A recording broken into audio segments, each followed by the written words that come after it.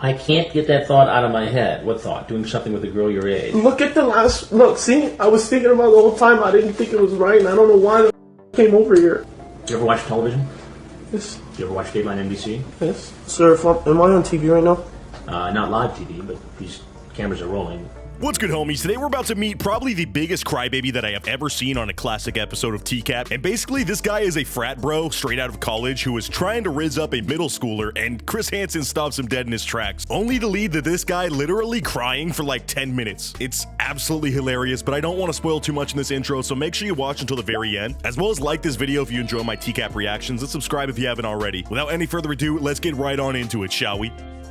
Had a big afternoon planned? Maybe. Maybe. What are you doing here? I'm not sure, and I think I'm in trouble. You're not sure you think you're in trouble? Yeah, buddy, I think you're in a little bit more than some trouble here. This guy we are seeing right away. Unfortunately, there's no footage of this guy actually walking into the house, but he is immediately being confronted by Chris Hansen. He thought he was meeting up with a decoy that he met online while they were home alone, and instead he is literally about to be grilled by the master and watch his entire life change from this point forward. You can tell the dude's already stressed, and he's like really annoyingly chewing his gum and knows that he obviously is facing some sort of trouble, but he doesn't quite know who Chris Hansen is yet. And I am so ready for this reveal to happen, because I know he is not going to handle it very well at all. What's your name? Richard. I'm sorry? Richard. Richard. Richard? Yeah. What's your last name? Are you the FBI or cops? Well, we'll get to that in a minute, but you should... So the reason he's asking if Chris Hansen is FBI or police is because this guy walked in with 3 boxes of balloons that he bought from the gas station just before pulling up to this house. So he actually has the materials on him that prove that he was coming over here for one reason and one reason only. Also, 3 freaking boxes, dude. I'm sorry, I don't know what your expectations were, as sick as this is to say, but no normal person is going through a single box in a day, let alone 3 boxes, all right? Cool your jets. He just wanted to make sure he had as much evidence as possible, which makes him just an absolutely genius criminal, much like the rest of these dudes that are on this show. She's underage. I've never done anything like that before in my life. You've never done anything like this before? I swear to God. You know, but that doesn't make it any better. And geez, we got another speedrunner here, man. He's okay. He's cussing up a storm here, dropping some F-bombs left and right because he is frustrated. Not with himself for being such a sick, demented type of person that would even do this. No, he's mad that he got caught. That's flat out what it is. And once he's able to get past this hurdle of him just yelling out every bleepable word in the book, he's going to the #1 excuse that we hear these morons say: this was my first time and I wasn't planning on doing anything. I've said this 1,000 times as well. You can't have that excuse when you're sat in front of Chris Hansen.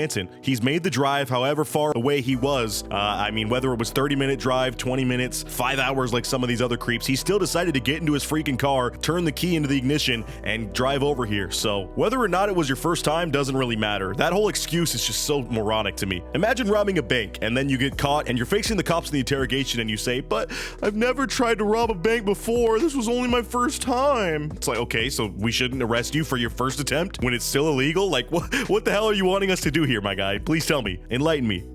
You know, but that doesn't make it any better. I know. Because if I wasn't here, you were going to do what you were going to do. So it doesn't matter whether you've done it before, because you were going to do it today. And Chris even explains that regardless of if it was his first time ever or not, he's still doing this act. And exactly, if Chris was not here, he was going to put those 3 boxes of balloons to use, which is just disgusting and terrible to think about. Those are all the messages, huh? Every single one of them. How old are you? 19. How much? 19.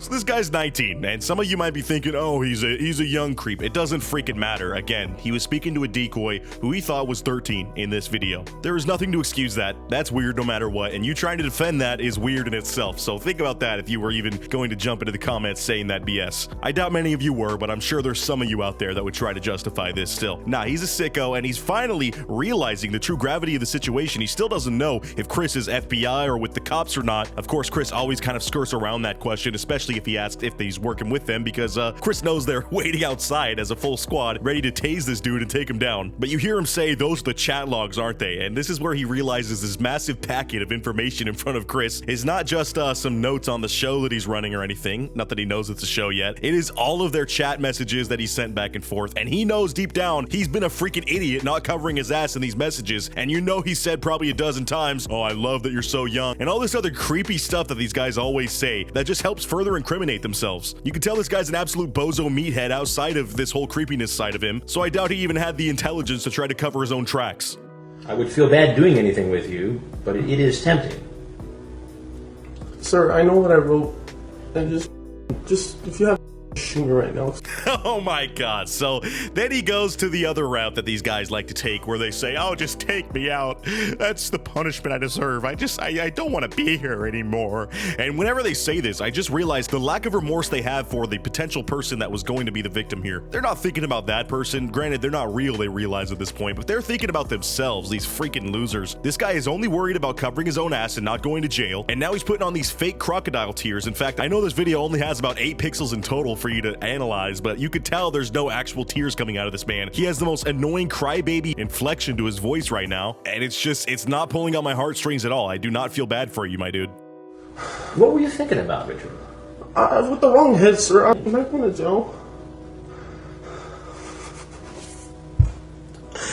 The fake crying is really getting to me, dude. Like, it is so bad. I know this guy's not an actor, nor should I be really expecting him to be a good actor, but it just makes this whole thing more sad and despicable. I mean, imagine seeing this as your friend or your son or somebody that you know in real life that was on this show, and they're acting like such a punk little baby while being confronted for this. Just, oh, it's despicable, dude. This is hilarious to watch this man's entire downfall in like 2 minutes. Granted, I know he is actually sad and stressing right now. Like, his breathing is getting very fast and intense, but I do not believe these tears one bit. And I'm not even gonna lie or try to caption this.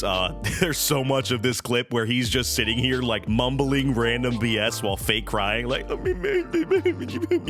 he sounds like freaking Doodle Bob, bro. If Doodle Bob was emo. Like, shut the hell up, please.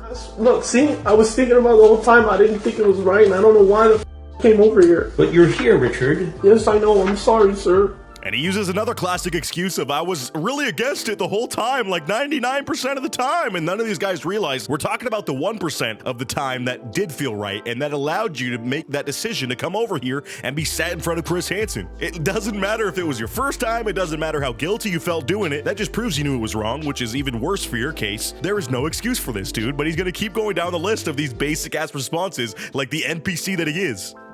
I always talk to older women. If I were to show you any of my messages from anyone else, they're all older.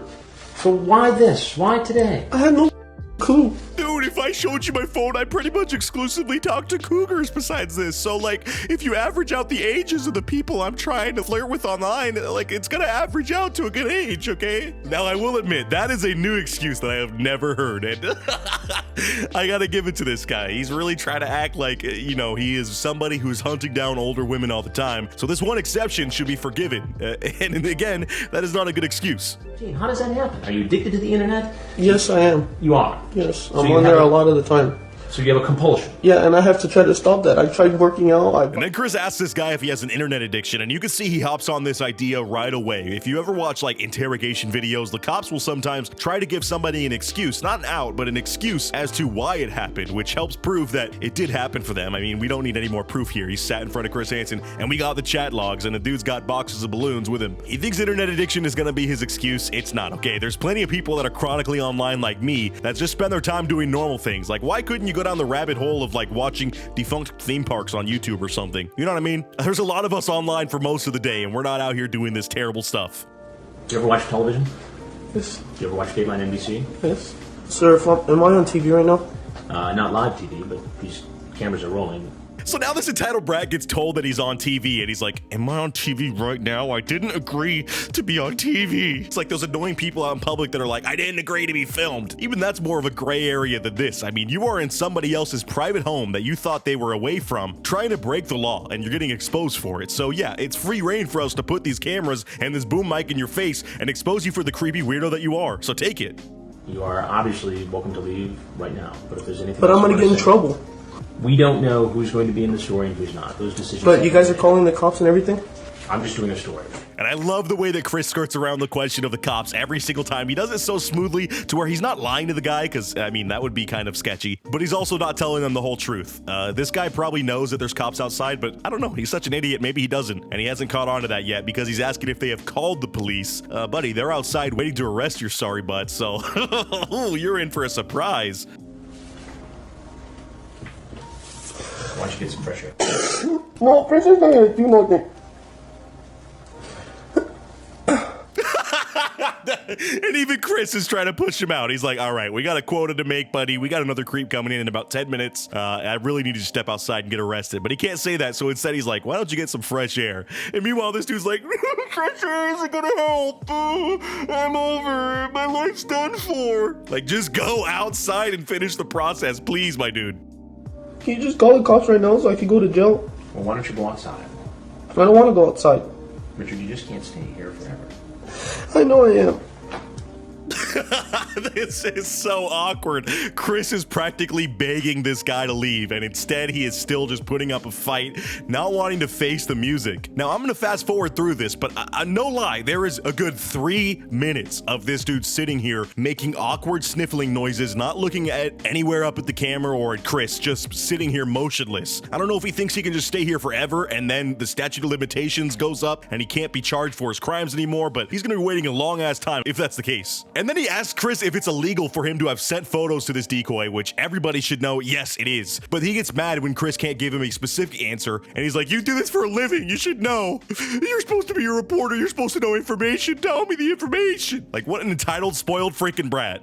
And unfortunately, guys, as anticlimactic as it is, I cannot find footage of this dude being arrested. So he's sat here for another 3 minutes. I'm assuming at some point they call the cops in to arrest him or they just force him out with security. But yeah, that has to have been the most agonizing post reveal I have ever seen. I have one more treat for you here, which is hilarious because he's sitting here the whole time and I didn't even realize this, but take a look.